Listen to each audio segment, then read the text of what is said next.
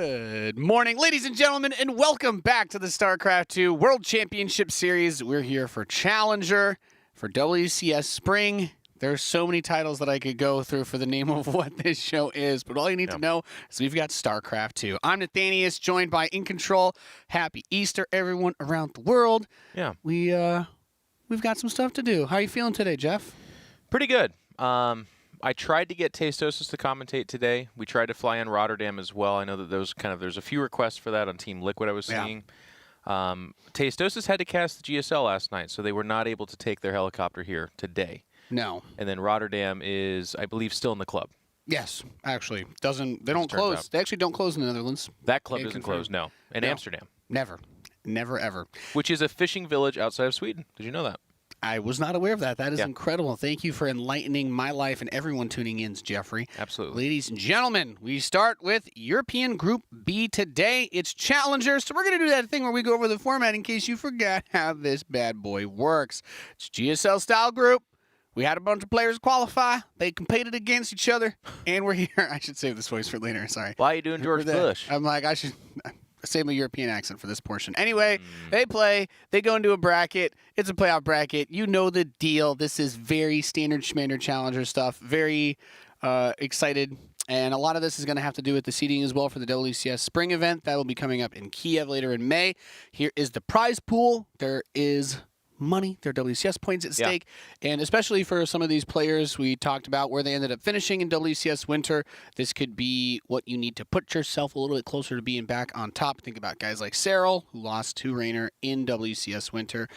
But, yeah, and we're going to take a look as well at our wonderful schedule now. So as you can see, we're doing it this weekend, we'll be doing it next weekend, and we'll be doing it the weekend after that, getting all the way through our Challenger for WCS Spring. So if you love StarCraft, don't worry, you'll be able to tune in here same time, same place for the next 2 weekends to watch us spew nonsense at you while StarCraft players go to battle. Yes. And speaking of battles, Jeff, we do have a group with some very good StarCraft players in it today. Anybody that particularly jumps out? I already know what you're going to say. Well, it's the Reynor group, obviously, but this group is ridiculous. It really, really is. Showtime had a disappointing WCS Winter, but is still absolutely one of those top players, and hopefully he shows up and brings that level. And then just behind that is not much of a drop-off. You have Hellraiser, one of the hottest hands in Europe as well, kind of surging up there as a player that you have to respect as a top player. And then MarineLord, a former top European player and still way up there. This group's ridiculous. So, I mean, obviously it's funny because it's got the Reynor math, the Cyril math as well, where Reynor makes it out. 1 or 2, I guess. 2 is like super weird and crazy, but probably 1. And then who the heck do you pick second? Showtime's been having a little bit of a tough time. Hellraiser is very good PVT. He's like 82%. And then his PvP obviously top-notch, and it's going to be a great day. Yeah, we've been waiting to see Showtime kind of get back to his former glory, and if he doesn't, I think that leaves the second place wide open for this group. Yeah. To kick things off, as the graphic said, it's going to be first seed versus fourth, so we got Reynor versus MarineLord to kick things off, and then we'll be going to Showtime versus Hellraiser. It is a GSL-style group, so then we'll do an elimination match, then the winner match, and then the decider match, and after that, we will have an American group to that's where the memes and dreams start to come off. So if you want to get your, this is your sophistication, right? It's like that Winnie the Pooh meme, and we're going to get to the down and dirty games later, but no more delay. It's time for Reynor versus MarineLord. TvZ. We got there's no Terrans yesterday, right? In yesterday's show. It was all Protoss and Zerg. There's PvZ on year 0 all the way down. Was there no Terran? Yeah. No. I think you're right. Today there are Terrans. We are here. We are loaded in to Kairos Junction to kick off WCS Spring Challenger for the day for our European Group B. In the top left position, spawning as the Red Zerg player, the WCS Winter Champion for Europe. He is Reynor.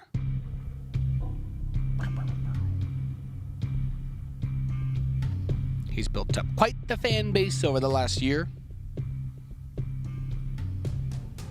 And he faces off against a man who is proxying the heck out of him. In the bottom right, the blue Terran player, he is MarineLord. Can hardly blame him.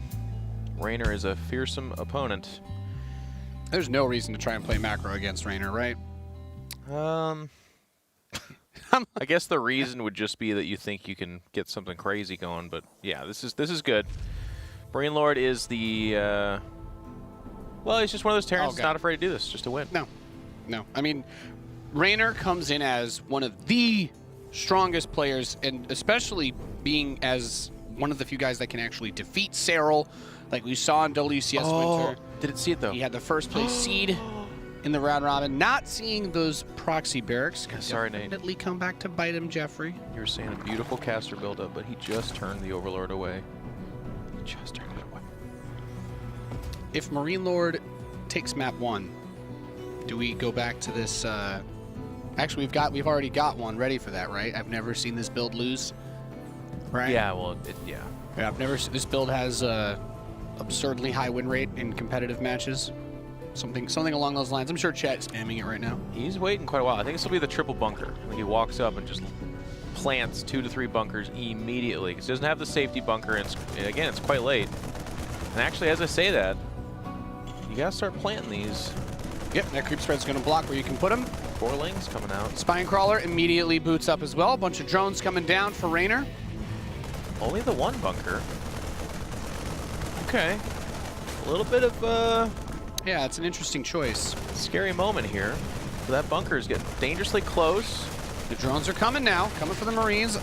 Down the side, a few of those Zerglings do pop out. Not going to be able to topple the Marines. I'm like, this is scary. And it's just like, no, the Marines absolutely destroyed that. Yeah, without the drones there too, getting dangerously close. That building spine crawler, of course, that will outrange the bunker. There's fancy micro you can do against it. Yeah, I think biggest surprise here. I'm with you in control. No second bunker is a strange choice, but he's just confident with his just regular Marine control and playing with the 1 bunker that he has. Yep. Ling's gone. I mean, it's so funny because it's just always looked like this, by the way. It's like whenever I see this bunker rush, I'm like, how does the Zerg hold it? And they almost never do. So why do Terrans not do this every time? I don't know. I think it's so that they have to have a reason, right? Yeah. Reynor's super dead. Super dead. Unless, you know what? After yesterday, though, with TLO winning, I believe in everything. Yeah. The way that the game actually was a Kairos Junction game after the way that ended yesterday. Anything is possible. Unicorns are real. And come back from the dead. Yeah, especially today. Especially today. Marines coming up. He's got good support behind this. I guess he feels... It's kind of weird, right? Not building those bunkers super fast. You don't make that same investment. You're still building the 3 Marines at a time, but because he's building SCVs back home, he's going to end up with a decent amount of income behind this as the rest of the Zerglings and the drones are going to come up, break the bunker. Drones should die. And he actually brought all the SCVs with him, so forget everything I said. He's just going to kill him right now. Yeah, GG. MarineLord takes game number 1. I didn't look at the mini-map. Neither did I. I was just like, oh. It's the first day commentary. I'm just like, yeah, looks like a bunker, bro. Yeah. He's got more SCVs at home. No, he don't. There they are. I'm like, oh, he's got a lot of workers. I guess he has a follow-up to this if he wants. Nope. Okay. And I would do it again. I would do it I would do exactly what MarineLord just did. I'd do it again. And this build has such an... I've never seen this build lose in a broadcasting competitive match. Oh, goodness. You have to go pool first. That's the start, and obviously that's pretty good. Or you scout the barracks. That's the other part, too. And he came so close. He was going the right direction. No, Overlord was pretty much there. If MarineLord steals this series off Reynor, that's... Throws this into disarray. Well, because Showtime and Hellraiser are capable of beating Reynor. I know that sounds crazy talk, but... Reynor is like the lesser Cyril so far. You know, maybe this I end up like eating these words, but he's a guy that drops serious. He does, in almost everything. Okay. He only had to play 1 at WCS Winter, which is nice. I feel like the hype levels for Reynor have been kind of getting there, though, in terms of like when you watch him play versus a lot of these big guys. These games are crazy. That's how young he is. He's 16 years old. Yep. 16 years old, and he's won a major tournament. He wants to go to Korea and compete. Like, that's all the right stuff to say to the StarCraft fans. And to be as good as he is, too, is really fun. He is legitimately super amazing. Yeah. These are the moments where you kind of have to show that you have that range, that durability to survive this type of stuff. And because it is best of 3, there's a big opportunity. We get to look while the lobby is set up at this wonderful moment, this highlight of not scouting the barracks. Very important to scout the barracks when you're being cheesed. Unfortunately, not able to do so in control. Yeah, but I guess in case someone's confused what Nate's saying, like, he doesn't know it's there. It's just tragic because he came close to scouting it. I mean, you got to maybe a drone scout now or something. Any kind of scouting at all. If you find out that you're facing this kind of thing, it just changes everything you do. You get a few more lings out. Yep. And MarineLord did this about as greedy as possible. By the way, like we said, the one bunker, holy cow! And then he flips it on its head though. He goes from greedy to anti-greedy by dragging all the SCVs over there. But it's just so hard because the other alternatives, of course, like you go Ravager, but then by the time you get out, you probably lost your hatch, and the Terrans just got a factory back at home, and you're in more trouble. Yep. We're loaded into game number 2. Let's find out. I'm going to keep eyes on that mini-map for the Terran, but in the bottom left, we have our red Zerg player. He is Reynor.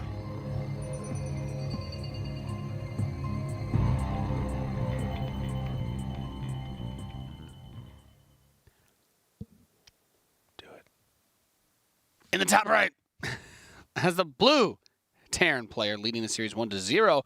He is MarineLord. Pool first, Jeff. Yep.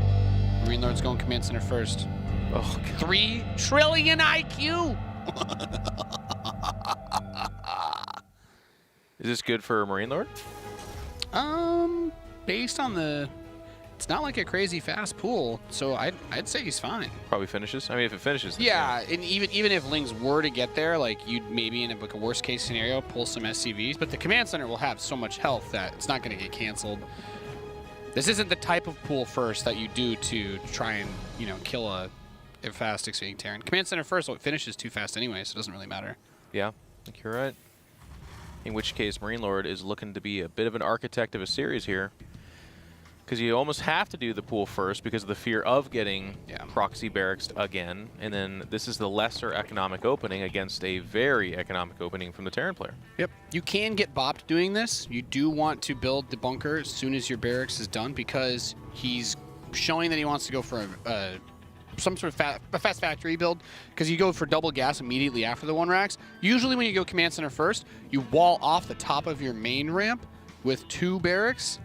And then the double marine production allows you to very easily get your defense going. But if 6 Lings roll up, you might end up having to lift off, or if your wall's not done, they could get it. A couple Lings could get in and get some kills. Overlord spots this command center, so he should be able to tell that this is a little bit faster than usual. And of course, there is not going to be a Reaper because these 2 Lings go up ahead on their own. He could have blocked it. Oh, that was amazing. Yeah. So this is basically what happens if you do it like this. You don't really have anything. And the fact that he doesn't try to build an extra marine too, like those Lings can go for the reactor, but you usually just pull SCVs to deal with this. The Zerglings are going to dance around and try to be annoying. MarineLord's always had fantastic marine control. Like he makes the few marines that he'll have look really good. Yeah. So this part is annoying, but he still, because he is able to get the double SCV production, he get the second mule. It's not the end of the world, but he does have 5 SCVs that aren't doing anything, so. Yep. Still very good, though. Like, you'll take this idle work time for this opening, I think, every day of the week. Yeah. Especially Easter Sunday. He got what he wanted. He got Reynor to open up with pool first, and he has dealt with this, it seems, so far without losing any SCVs. He hasn't lost a single one. Nicely done, Nate. All right. So he does end up losing maybe 2. No, okay. Marines are out. So, all in all, pretty solid opening here. Get the Overlord, too. Float it over there. Do it. I love doing this. This is my favorite thing. This makes Zerg players so angry. Well, it just changes the information they get by a lot. Yep. Go from seeing everything that comes and goes out of the front of that base, seeing the wall in, and that's to nothing. That's particularly important against Reynor because we know that he's the guy who's constantly watching the openings of the base. Right. And if he sees an opportunity to do run-bys, that's what makes Reynor and Cyril so deadly in this matchup, is they're always finding ways into your base. That's one of the reasons I like to see some of these more sharp mech builds against them, just because when you're playing Bio, you make yourself very vulnerable. But we're going to have a Battlecruiser rush out of MarineLord. And I like the mix-up here. So the Viking follow-up You've dealt with one of the overlords that the Zerg usually sends out, and I think because Reynor was maybe scouting for a proxy Rax, he did not send out another overlord. So he doesn't have overlord speed either. He doesn't really have any way to scout until he gets a lair. He's gonna go up to, I mean, he's got 5 queens right now, Nate. I think he's nidusing or something, or he knows this? That's a lot of queens. He's at 6 queens. Yeah, I think he's just trying to stay safe in general, because you see Hellion opening, and the follow-up is almost always going to be, it's like either the medevac drop, that's really popular with it, Hellbats, which queens are just in general you're going to need to defend, or a Liberator or a Banshee. Queens are never really bad in those scenarios. Okay. But I think 6 for ZVT is relatively standard. What confuses me 7. What confuses me is that MarineLord gets the fusion core, and now he's getting a tech lab, but he's also building Marauders. This is like a Hellion Marauder Battlecruiser.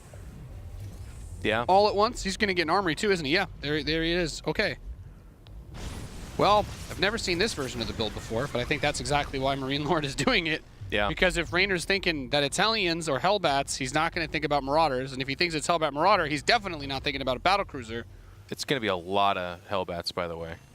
Yeah. He's at 8. What a game. Right now. What a build. This is very odd. This either works brilliantly and looks like the coolest thing ever, or fails miserably. The Ling got in there, and I think the Marauders are what gives this away a little bit. Yes. I don't think you look at this and say Battlecruiser's coming as well, but the Marauder Hellbat already. So 8 Banelings get queued up, more Lings coming out, and 2 queens. This is, he's going to go up to 9 queens. Yeah. The poor Battlecruiser. For whatever reason, Reynor sniffed this out. Yeah, it's just too many Banelings, and with the Ling Flood coming behind it, he can't use Hellbats. Nate, 9 queens, man. Yeah, there's a little bit of like messing around you can do with this setup. Like he could teleport the BC into the main or the natural and try to fly it around and just focus down drones. Boy, he's just going to bring everything together. I think the Banelings should be able to just smite these Hellbats. He gets a good spread on him. Some waves. I mean, the battleship's almost already dead. Yeah, this got absolutely rickrolled. Yeah. This makes me want to complain for Terran. No, It's like a really cool, brilliant build. Reynor's just like, lol, 9 queens. Yep. I mean, the Banelings are a big part of it, too. And the Battlecruiser falls back. It has no job after this. Like, there's... Yeah. Any kind of teleport to a mineral line, the 9 queens will just waddle over there. It's kind of cool with the army outside of this, but obviously just does not justify the cost. No, not at all. Yeah, I mean, there's a lot of different ways that you can kind of play around with those units, but it seems obvious that his plan was to, after getting the proxy racks, just try and get a cheeky, weird build to just close the series out 2-0. And now I think we start to worry a little bit for MarineLord, because we are going to see his macro chops up against Reynor, who is no slouch and is already starting to push his creep nice and far. Interested to see where he goes. He's got a 3rd command center pretty quick, which is nice. Yeah, he picked it up right as that attack was about to start moving out. So economically and upgrade-wise, he's actually doing just fine, because 1-1 is halfway done. He already has the armory to get +2. Yeah. Their evolution chambers are only just now finishing. So Reynor will immediately start his upgrades, but he will not be ahead in any capacity. Yeah, it's just not too terribly uncommon for the Terran player to be ahead in supply, which is not the, end-all be-all metric, but he's trailing in every way, shape, and form. I love this, though. The Spire is going to be really rough for him, too, I think. 1-1 melee up, kicking in here, obviously. And his bio's just that much behind. So by the time he's going to try to take this 3rd, it's not like it's anchored by a couple of Thors and some sick mech or something like that. It's going to be straggling bio, and he's going to have to make missile turrets as well. So the tax on MarineLord's opening has not yet fully come to fruition. No. He's getting a 2nd factory up, so he's really situating the production setup. I assume, based on this, he's kind of geared up to go for tanks. This is a weird.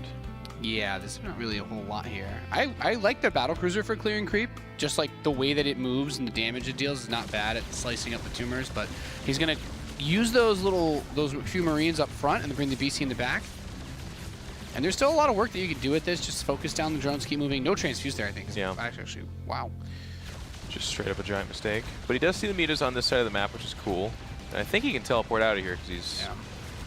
And killing, with what he's gotten so far, especially if he picks up a muta, that's a huge gain. He's going to lift up and pull back there, teleports out, To repair a Battlecruiser from 1 hit point back to 550 is about 100 minerals and 75-ish gas. So if you can just get at least a couple of units that you think are valuable, then it's not unworth it to go for that play where you're constantly repairing it. One muta, then it pays for the whole repair, right? I think one of the most underrated abilities in all of StarCraft is the Overseer's ability to clog up production. A lot of Zergs don't do it, but there it is. Yeah. I love it. Just adds huge time to the building of something, and that Thor right there is actually a big deal. Yep. He wants that Thor to bully away the mutas. I will say, I like how fast MarineLord's going for Drilling Claws, though. So he's setting himself up for a very Heart of the Swarm style composition with those Widow Mines, which are very good in this situation. Excellent in deterrence to the Mutalisks, and if MarineLord so chooses, he can play a bit of a parade push style. He can try to do that, because Reynor is also playing into that. He's not going for like this big Hydro Ling Bane setup. It looks like it's just going to be Ling Bane Muta, probably into Ultralisks with this infestation pit he's got finishing up. Yep, and I love how aggressively he's expanding. He's on 4 bases, already going towards 5. Creep is all over the map. So MarineLord, like you said, he's doing okay, but we're seeing his demise in other ways kind of take shape here. Oh my god, the immediate target of the medevac is nice. It does save the Thor, but still a good move. Hive starts up for Reynor. Continues to push the creep out. 2-2 is about to finish for MarineLord, but there are so many Zerglings and Banelings on the map. Really good awareness from Reynor, because I was going to say, like, if he gets into even an even-ish fight with that upgrade lead, there's a lot of work that MarineLord can do. Love this Battlecruiser just putting on the random pressure. Drop's going to go into the main base. Looks like a drone and almost a queen. A few lings just going to pick up and get out of there. And he turns back immediately. What? Okay, well, the mutas are going to come kill you anyway, so I guess it doesn't really matter. All right, good night. Battlecruiser continue to be annoying. Yep. It's really nice. Hold position like right outside the range of... Because they mess with the AI of it again, right? So it doesn't just prioritize workers when there's turrets, but you can still do the Oracle thing, put it just out of the range of that, hold position, get anything that gets in range. There's the tank starting to move forward. MarineLord's playing a nasty game. He's been behind, but I'm loving the movement from his stuff, and I like what he's doing here. Yeah. He's just going to try to cut off some reinforcements, probe at the production junction area. And he's cutting in. He's going towards that 5th base over there. He's got a decent spread, but here comes the first wave of Banelings connecting with some of that bio, because the tank count is actually just the 1 tank, which is, I think, going to be a bit of an issue here. Yeah, I'm going to say that second tank, just a single hit point in the back trying to survive. Widow Mines get some decent shots off on the Zerglings. The Thor trying to unload on the mutas, but the majority of the wind from this push has run out and gets a good grab there. Going to pick off the Thor, so MarineLord's attack will be pushed back. He's got his Battlecruiser making its way around the south side again, but a ton of Zerglings streaming out. 54 about to pop. Yeah. Reynor's going to be going over 100 again. He's got his 3-3 on the way. Amazing upgrades by MarineLord. He's about to be actually ahead in upgrades, which, considering the opening, is pretty incredible. Yeah, he did a really good job focusing on his follow-up to that attack. Despite the fact that the attack is what put him behind in the first place, didn't really get as much done as he would have wanted. Yeah, if he can hold on to this 4th, I'll be really impressed. The Ultra Cavern is nowhere near finishing just yet. Well, nowhere near finishing is a bit extreme, I guess. It's just halfway there, so Ultras are not on the field. And as such, he should be able to hold against Ling Baneling. But it is that tank count that kind of worries me. You talked about the parade push. That's a really good aggressive style. Much rougher defensive, and he's going to be relying on the Thors. But Thors, good against mutas, and of course they can tank against Ling Baneling. But when you're as rich as Reynor, you can kind of just run around and just go ahead and say, well, I'll just put stuff at it anyways. Yeah. I will say, MarineLord's done a solid job thus far of having units in decent spots for those little muta counterattacks and whatnot. We always talk about run-bys being a huge part of it, and it looks like he's about to go for another attempt here on this base. Raise the depot. Nope. Okay, well, the Battlecruiser is there to defend, but this is a lot of Ling Bane and those SCVs. Crazy exposed to the Banelings coming in from Reynor. Gets on top of the mineral line at the 3rd, too. Command Center in jeopardy as well. He's going to try to focus fire it down with no SCVs to repair. Goodbye, Natural. Not a bad grab. And the 3rd is actually under siege as well right now. SCVs are trying to run for their lives. This will get quote-unquote cleaned up, but it's hard to call it that when it's a bit of an extreme trade here. And he even burrows the links to be further annoying. I'm loving it. But here comes the big counter push for MarineLord. He's going to have to try to do something pretty severe here. But in order to do it, and this is the, again, the bad side, he has done everything he can to clean up creep. But when you have 9 queens early on, you're going to have a lot of creep. So any kind of like desperate, I need to get damage done right now is going to have to take place on creep. Yep, and now another run by is coming in. Those lings on burrow. A bunch more going to stream over. Good Widow Mine hit. Takes out a huge chunk, but the SCVs are still exposed. It's going to go for a turret and then burrow. Forcing scans out. I mean, when you lose this many SCVs, and now you have to scan offensively. And the orbital, yeah. Yeah, he just doesn't even want to. Well, here we go. Here's that fight. He's on the edge of the creep, is MarineLord trying to do what he can, but at this point in time, a 6th base is being established, and Reynor says, I can take the fight. Let's just go off creep. It doesn't matter. Widow Mine's doing what they can, but it's those Ultras giving pursuit. The Thor goes down immediately, and now it's just a few Marauders trying to tuck tail and run back. Yeah, it looks pretty dead. I mean, the run-bys now have done everything that they needed to do, and even in that little fight that we were just watching, there's like no medevacs. MarineLord's bio was all very hurt. Fun thing in the natural of Reynor, and Ultralisk got stuck in the evolution chambers. Currently fighting its way out. No, he's got it stuck. He's maxed out upgrade, so he can actually kill one if he wants. Little chunky boy. Oh lordy, coming. Start doing it. He's fighting for his freedom. Well, as Nate said, there's not a lot of medevacs. Kind of looking at it right there, but even as we point that out, Corruptors are coming out. So the next wave, the next evolution of Zerg is in development. Those will be Broodlords eventually, but even for right now, they can just shoot out everything. Yep. Shout out to the Battlecruiser, though. Still here. Still doing what it can. Great value. Kill a lot of creep tumors. Some good harass. BC is at 37 kills. I like it. You done good, kid. You done good. Its life in the all-in was pretty short, but yeah, I guess that's the cool thing about it is it has enough health that you can kind of pull it out as the fight starts to go the other way. But this is so many Ultralisks coming up on top of this planetary fortress. There's a good amount of bio on the top side, but he should be able to get this base regardless. Oh yeah. And MarineLord's just broke. He's starting to float gas because he doesn't have the minerals that he needs to use all of his production. He's trying to get some Liberators out, building a lot of Marauders, trying to get out Widow Mines, but doesn't have an avenue, it seems, to go into anything like Ghosts. Infestors again here as well. And he needs another base, desperately. This has been like the weekend of figuring out that Infestors are pretty good. Yeah. And Infestors were the star of the show yesterday. MarineLord, we're going to go to game 3. But I am impressed with how, I know this wasn't close, I would say. I would never say it was close. Reynor was just never in danger of dying. But, again, the movement of MarineLord, a lot of the ideas he was trying to utilize, and just kind of how far back he came from, I am impressed with his gameplay in this game. We were making our jokes about trying to go macro against Reynor, but I'm actually kind of interested. MarineLord, if he just does play straight up in game 3, he can go toe-to-toe with him a little bit, I think. No, his setup this game was really good. I liked it a lot. Just comes down to the same few issues when you're playing against like Reynor and Serral is the top Zergs at the moment in this matchup swing it crazy hard off the run-bys and the counterattacks. Yeah. Like that is what does it. It's getting that orbital, getting all those kills. He floated this orbital over. It's not a planetary anymore. Not that would have really helped, but with a bunch of Ultras fighting through Marauders, Widow Mines, and Liberation Zones, you know it's over. GG, Reynor ties it up. Yeah, when you can A-move Ultralisks through Liberation Zones, you know you've got it in the bag. Yeah, it was cool. It was one of the only times we've seen actual mass Ultralisks as well. I know it's ZVT, obviously very different for ZVP, but well done. And, you know, we've been spending a lot of time kind of almost apologetically talking about how well MarineLord played. Obviously, it almost goes without saying, but Reynor played stunning in that next game. That's off a pool first as well, by the way. Yeah, the less economic opening. He got baited into the pool first. Mind you, he lost the Overlord as well to the Lifted Barracks. He didn't have anything to scout with for that entire early game. Yep. Still Sense the all-in anyways. Yeah. I like your read on it. It is kind of a...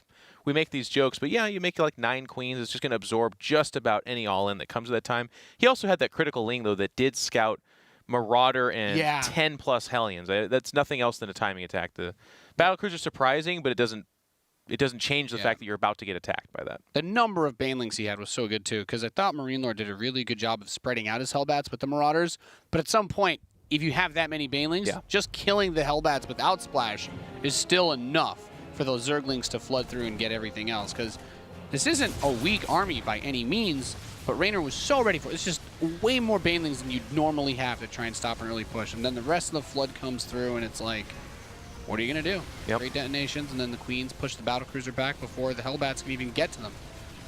Even just the way he fell back with the Queens, did not necessarily surge forward with absolutely everything so that the flames from the Hellbats could hit both the banelings and the Queens at the same time.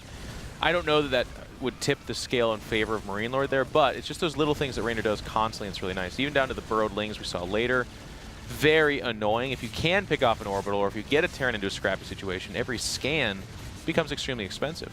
So, really fun seeing Reynor play, man. He's just good. Yeah. Good player. I do really like seeing the fast drilling claws from MarineLord. Everything about his build past the the failed attempt to kill Reynor early on looked really crisp though. He was great on upgrades. We talked about it. He got a really fast third base despite his attack. And this game gives me hope for a really good game 3. And I'm very excited for it. We're going to go to King's Cove. Good map for any sort of defensive play. I wonder if MarineLord has any practice with these mechanical styles that a lot of Terran players have been using, some of the builds that we've seen to actually defeat these top-class European Zergs.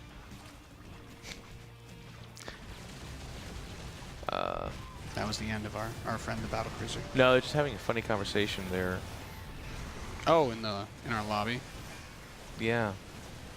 Oh. He's saying that someone, I can't imagine it was us, but he was introduced as Hero Marine. I don't think so. Did I introduce him as Hero Marine? If you did, I didn't hear it. But it's possible. I've done it I would have before. expected a bunch of I think I French commentated people. a whole match saying Hero Marine, and he was just MarineLord. Yeah. I mean, yeah. He says he wishes that he could be Gabe, but he's not as great, so Well, we'll see. that's true of every man. Fair enough. Fair enough. I just figured my phone would have been blowing up already from all the French people being like, how dare you disrespect us? But I don't know. Just another day in the life. Just another day. No, they're starting up right now. Just a funny Wizard conversation. City. Yeah. All right, lobby is counting down, and we're ready to go. Apparently it says Mouse Sports Hero Marine. Oh, they said it was a graphic or something. I don't know. Whatever. I did see Mouse Sports on the graphic, but I didn't see the name. Yeah. All right. Well, Also, would that be so bad if MarineLord transformed into Hero Marine? no, I think that'll probably raise the chances of winning, right? Yeah, I think so. Yeah. Yeah, I think it would. We're loaded in for the final map of our first best of 3 today. You're watching the StarCraft 2 World Championship Series. In the top left, spawning as the Red Zerg player, we have the WCS Winter Europe Champion. He is Reynor.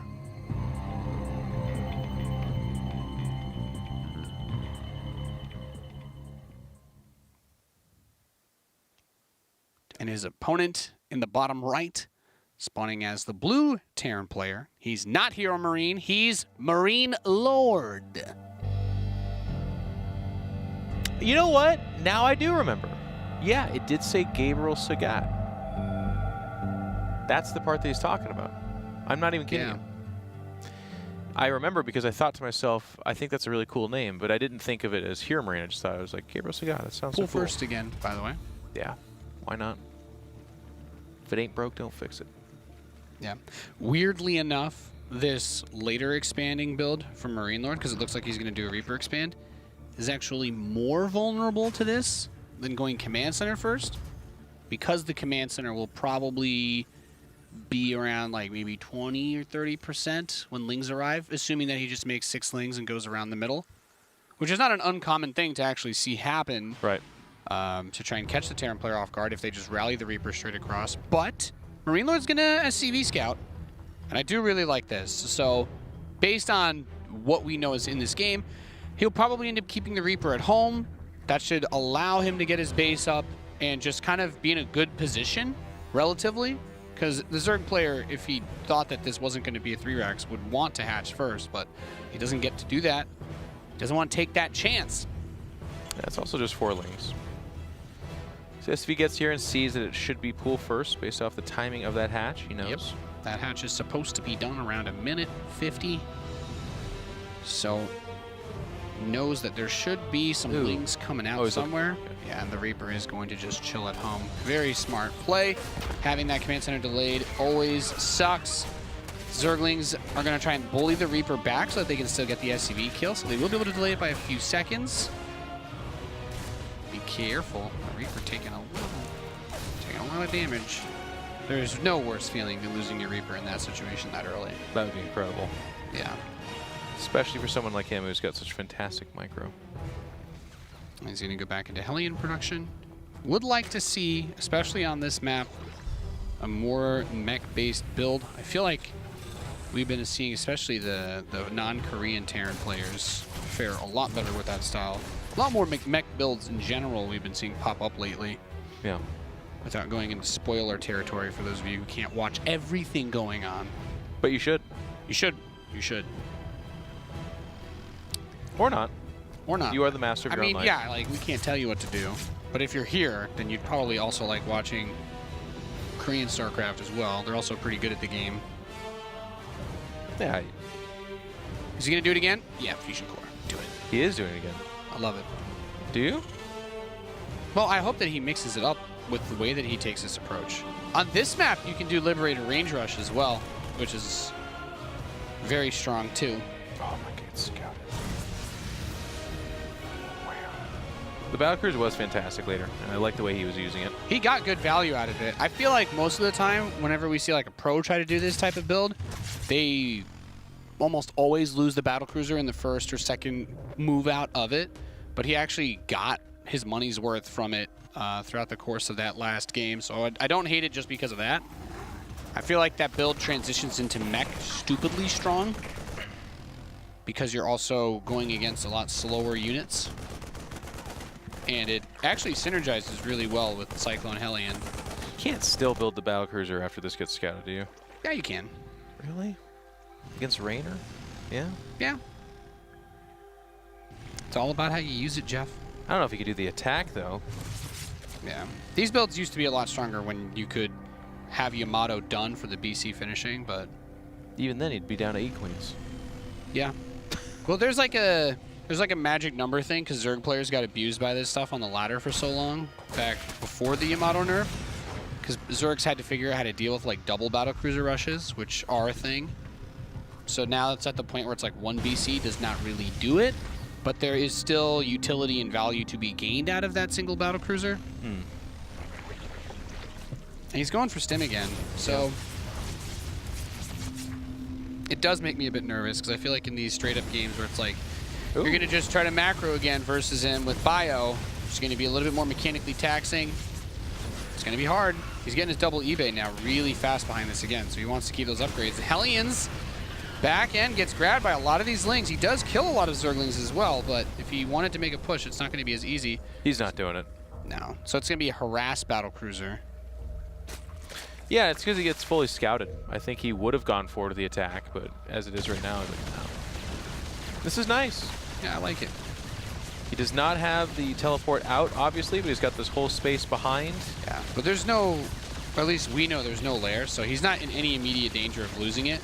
On this map, you can go all the way back into that corner, and you are totally safe. He can also just kind of go between the bases, and this is going to be mechanically taxing for Reynor as well. Hellion trying to poke the third, not getting too much done there. This Battlecruiser also scouts for him, right? He sees that the lair is on the way now. He sees where all the tech is. He has a good idea. Yeah, 7 kills. Those are all drones. Yeah. He can keep it there, wait for the cooldown on teleport, go kill another drone or two, and teleport back home. I like it. Yeah. And then it's the other side thing, of course. Late game Reaper is what it is. It's a late game Reaper. You only have one. It's hard to kill. Teleports around. It feels weird that that's what the unit's role ends up being. The capital ship! But then I remember watching Carriers versus Zerg yesterday, and I'm like, no, still better than that. Oh, yeah. So at least we can say that we've got a better tier 3 unit than someone else for I'd love the, side by side. You like open up one carrier, float around behind him, just dies, and you're like, well. It's like, well, my 8 interceptors didn't do a whole lot. Then we're commentating, and you'd be like, well, it now sits there, and it's going to take after 5 minutes, it makes the more interceptors, you can just go lose them again. Yeah. Those are my favorite Hearthstone quote. Is that when he pointed out that the carrier takes longer to rebuild all of its interceptors than it takes to build a carrier now. Because of the build time buff and chrono boost. And there you go, look, Battlecruiser prepared, teleports back behind that mineral line. Zerglings do try to counterattack towards that third base. Get nothing though. Medivacs are going to lift up, doesn't lose the bio he has here. Good save on the tank.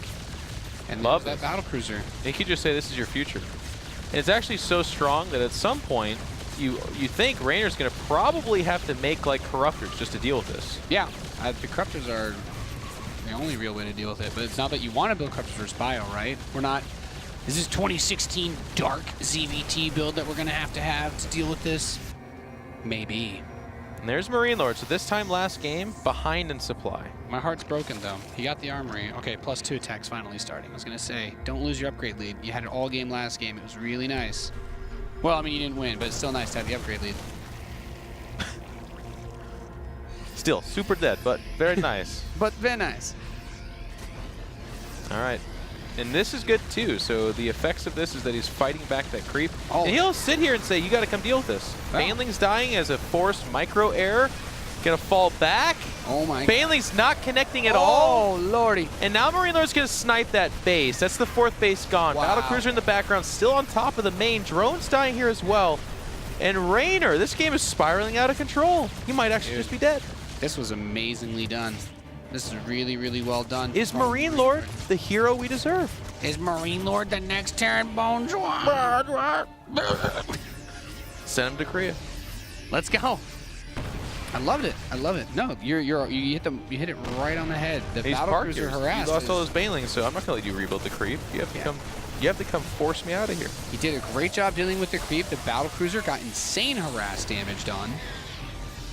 And it's like you said, it's the late game Reaper, except it's got 550 health and 3 armor by default. That's what it needs.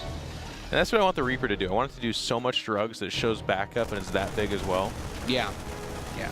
That's some big Just shoulders. indestructible, and people are like, oh my god. MarineLord finally starts his +2 armor upgrade. It's a little bit behind, but the Ling run by counterattack wants to do something, but the Marines are rallied to that supply depot. So he's not going to be able to get in. And Zerg on 3 base versus Terran on 3 base is very scared. Yeah. Zerg. Look at this chokehold from MarineLord too. He's like, yeah, go ahead and take your 4th at a less desirable spot. And we'll just sit on equal bases for a while here. And these trades are nasty. The banelings are not connecting at all. Guess There's who's the back. Yeah. I like to think it's the same one from the last game too, because it didn't die. No. Oh, That's there it. we go. MarineLord does it. GG, Holy baby. cow. G to the E to the G.